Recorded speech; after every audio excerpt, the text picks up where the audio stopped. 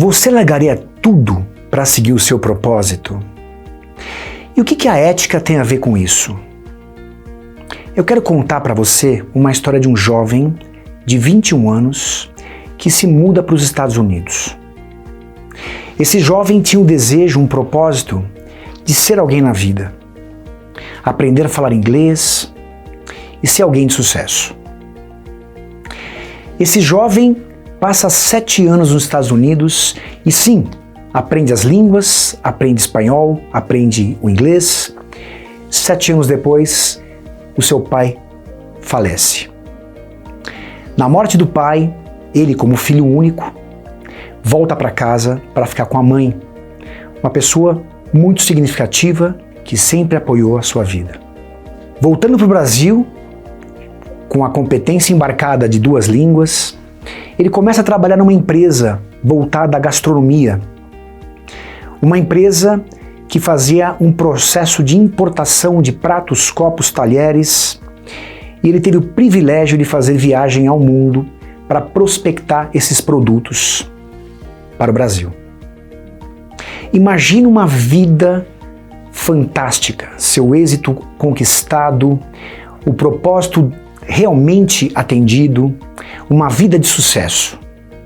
Restaurantes, bons vinhos, hotéis, viagens, enfim, conseguiu atender o seu propósito. Quando tudo parecia maravilhoso, eu tive uma revelação. Fechou o farol, eu paro nesse semáforo e eu vejo um carro da frente negociando com um vendedor de balas. Sabe aquela bala de goma? Nessa negociação entre o comprador, o motorista do carro, e o vendedor, que era um cadeirante, eu percebi que tinha um entusiasmo muito grande nesse vendedor. Até que de repente, ele vende a bala, pega o dinheiro, mas o motorista do carro devolve a bala para o vendedor. Naquele instante, a minha revelação aconteceu. O rosto desse vendedor mudou, a configuração completamente, e eu senti que ele não gostou do que tinha acontecido. Ele, ao invés de se sentir um homem produtivo, ele se sentiu uma pessoa digna de dó. Porque o olhar do comprador, do motorista, naquela hora que devolve a bala para esse vendedor, ele está automaticamente mostrando para aquele cadeirante que ele é digno de dó e é um capaz. Aquilo não saía da minha mente, o farol abriu e eu parei o carro no primeiro posto de gasolina. Até porque eu tive uma outra revelação, eu percebi que a negociação estava perfeita, porque os dois estavam em seus meios de transporte. Os dois sentados numa cadeira, um num carro e o outro na cadeira de rodas, na altura do mesmo olho, olho a olho. Diferente de um frentista de um posto de gasolina que fica de pé enquanto o cliente está sentado no carro. Eu, muito entusiasmado, cheguei nesse posto de gasolina, quis pagar um café para o dono e contei essa história. Eu tinha certeza que o dono do posto de gasolina falaria para mim: eu quero contratá-lo. Diferente disso, o dono do posto fala: eu conheço esse vendedor. O meu posto é muito pequeno para a cadeira de rodas dele. Eu não consigo fazer esse trabalho com esse aleijado. Bem, para quem não sabe, a palavra aleijada é muito ofensiva. A forma correta que a gente diz é pessoa com deficiência, porque nada mais é do que uma característica da pessoa. E a pessoa sempre na frente. E a pessoa, quando tem deficiência, o que difere ela da pessoa sem deficiência é a deficiência. Não é que existem pessoas normais ou com deficiência, e sim uma característica, com ou sem deficiência. Isso me perturbou muito, porque eu imaginei a dor desse cadeirante, deste vendedor, que quantas pessoas muito bem intencionadas às vezes, querendo ajudar, mas com uma visão muito pequena, quantas vezes essas pessoas fizeram esse mesmo trabalho com ele de oferecer o dinheiro e não pegar a bala de goma. Isso me entristeceu e eu não conseguia tirar da cabeça. Eu volto para a empresa que eu era diretor, essa mesma que eu executei meu propósito de ser alguém de sucesso, que viajava o mundo, e eu me desligo dessa empresa e compro um posto de gasolina. Nesse posto de gasolina eu contrato essa pessoa e gostei tanto da experiência que eu contratei mais da metade de pessoas com deficiência. Gente, imagine que a minha vida mudou. Eu estava vivendo já um novo propósito, um propósito que tinha alguém para eu me preocupar, um propósito que tinha alguém além de mim, porque o primeiro propósito faltava alguém, estava muito eu. Esse segundo propósito tinha alguém para eu cuidar, alguém para eu olhar, alguém para eu entender.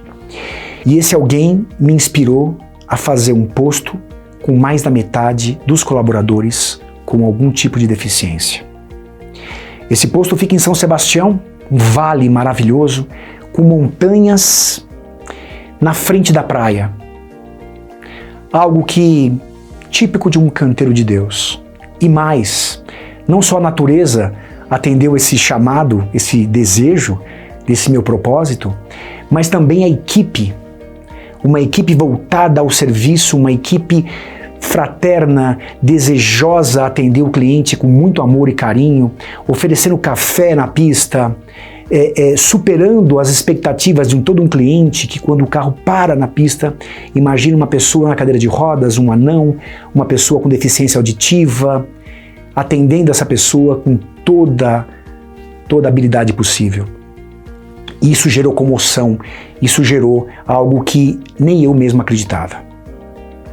Foram 97 matérias espontâneas desse posto e eu tinha completado de fato o meu canteiro de Deus na terra. E naquele momento, onde o sentimento é que nada podia acontecer de errado,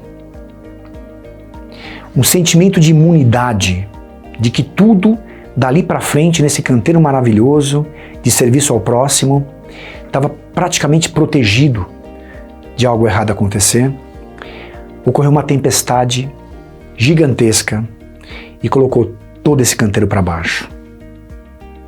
Imaginem um posto de gasolina com a cobertura tombada. Imagine todos os tanques cheios de água com barro. Imaginando essa cena, meu estágio de desespero ficou duvidoso. A vontade que eu tinha de fato era voltar àquele meu primeiro propósito. Voltar àquela empresa, voltar aos bons vinhos, às boas viagens e hotéis. Nessa hora, aparece uma pessoa que sempre esteve na vida, na minha vida, na vida desse jovem, minha mãe, Dona Norma, e que fala na hora do meu maior desespero: siga o teu coração. Porque nessa hora eu queria muito desistir e voltar. Agora imagine que se eu vendesse o posto naquele estado, o valor que esse posto valia era 1/4 do valor que eu tinha de dívida. Eu tinha 4 vezes maior a dívida de um valor de um posto. Imagine esse posto vazio, sem combustível, sem dinheiro no caixa para comprar combustível, e a companhia de combustível só ia entregar o combustível se fizesse o depósito antecipado. Um desespero. O que eu estou fazendo aqui? Um belo momento, eu recebi uma ligação de uma senhora com voz de tia, aquela vozinha doce ou de vovó, dizendo: alô, já chegou o combustível? E eu, o jovem, com a voz embargada, dizendo: olha senhora, não chegou o combustível e vai demorar. Não contei detalhes, obviamente, porque tinha até vergonha do que estava acontecendo. E ela falou para mim assim: não, eu espero, porque eu, meu marido, os meus filhos, os amigos dos meus filhos, quando nos visitam aqui em São Sebastião, todos nós fazemos questão de abastecer aí nesse posto. Porque além de abastecer o nosso carro com combustível, a gente abastece também a nossa alma de alegria, de contentamento, vendo o trabalho de vocês, com o amor que vocês servem, com o amor que vocês atendem cada cliente nesse posto. Nessa hora eu caí de joelhos, conversando com Deus, faço uma ligação para a Dona Norma, conto a história e me reúno com o time, todos os colaboradores. Contando essa história para o time, um deles levanta a mão e fala assim: eu tenho uma ideia. Olha, eu tenho um talão de cheques em casa, que eu não estou usando. Eu dou para você esse talão de cheque, você compra a gasolina com o meu cheque, que meu nome está limpo, vende a gasolina e me paga depois.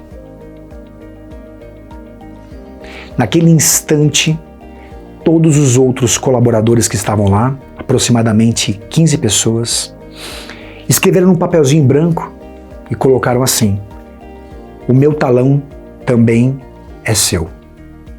E colocaram na mesa. Aquele momento me provou o quão importante e valioso e ético é você seguir o seu propósito. O quão importante, valioso e ético é você estar fazendo aquilo verdadeiramente com o coração.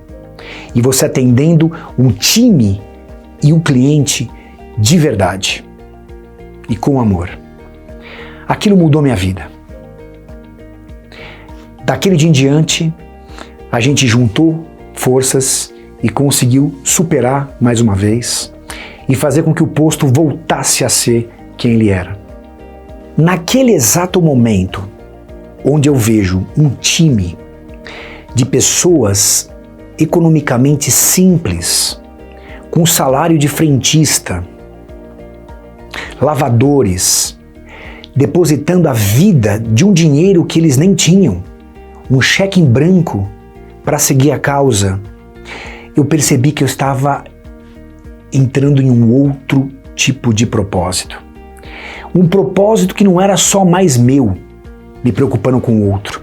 Era um propósito nosso. Era um propósito do time inteiro. Era um propósito daquilo que a gente causou naquela tiazinha que me ligou. Um propósito comunitário, um propósito comum. Esse propósito fez com que a gente reerguesse todo o posto. Quero que vocês imaginem agora nós, todos os frentistas, indo na pista, na rodovia, com placas em cartolina dizendo: abasteça e ganha um abraço. Dá para imaginar? A pista, a rodovia, repleta de pessoas com e sem deficiência, com cartaz dizendo: abasteça e ganha um abraço. Obviamente que depois dessa ação, e com um propósito mais em comunhão, um propósito mais unificado, um propósito não só mais meu, um propósito comum, a gente começou a atrair visitas de executivos de várias empresas, amigos, que iam no posto abastecer, passavam pelo caminho para ir para Ilhabela e viam o trabalho com mais de 50% de pessoas com deficiência.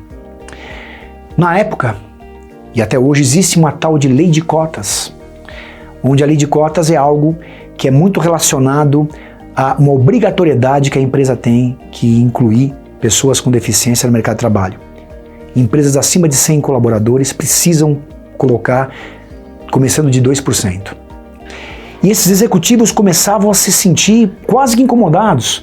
Como é que um posto de gasolina com insalubridade, periculosidade e tudo mais, você pode imaginar, trabalhando nos finais de semana, que era no litoral, consegue ter mais da metade com pessoas com deficiência e a pessoa, às vezes, na sua própria empresa, com mais de 100 colaboradores, não conseguia colocar 2 pessoas.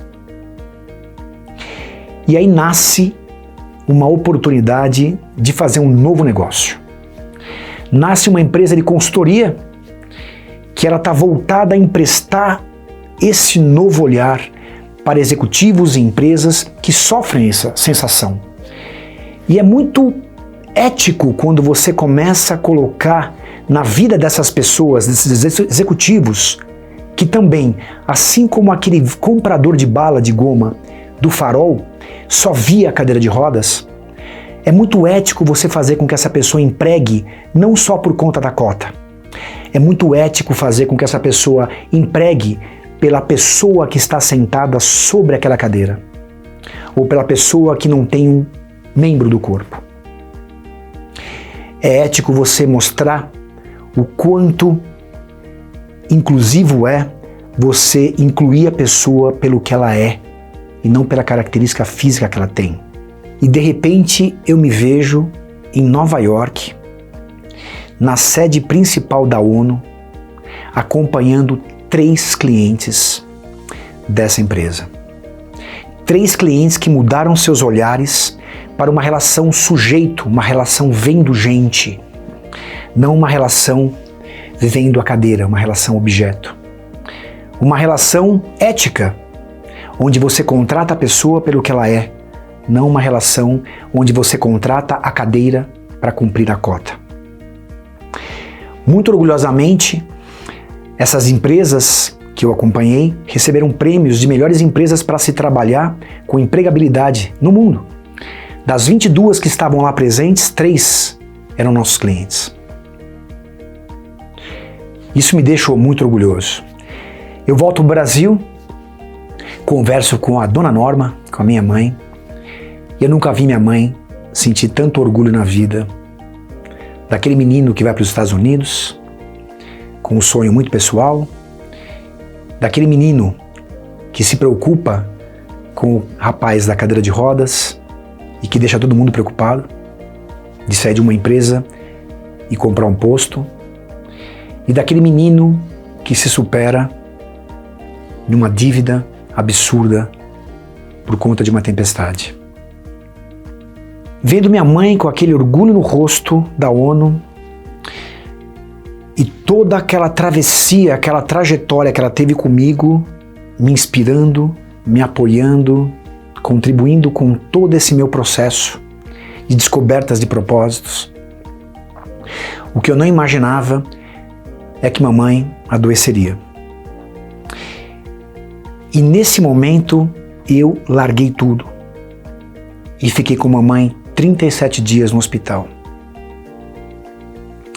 O que mais me deixou surpreso ali é perceber que havia uma estranheza das pessoas que lá trabalhavam, dos técnicos de enfermagem, dos enfermeiros, médicos e médicas, que falavam comigo com um jeito de espanto, falando por que eu ficava lá o tempo todo, dormindo, tomando banho lá, em cada refeição junto com ela, cantando. Aquela estranheza que eles me perguntavam, tipo, ela é sozinha? Olha, você sabia que aqui os filhos disputam no palitinho para quem vai ficar com o pai? Você sabia que a maioria dos pais, mães, pares afetivos que estão aqui nesse hospital, eles são pouco visitados? Você sabia que o que mais um médico escuta é: olha, doutor, cuida da minha mãe para mim, porque eu não me dou bem com o hospital? E para mim, aquela experiência que eu passei de 37 dias com minha mãe foi reveladora. E acredito muito que ética para mim tem a ver com valor, que é um valor universal, que é o amor. Eu quero encerrar com uma pergunta para você. E você? Você largaria tudo por amor?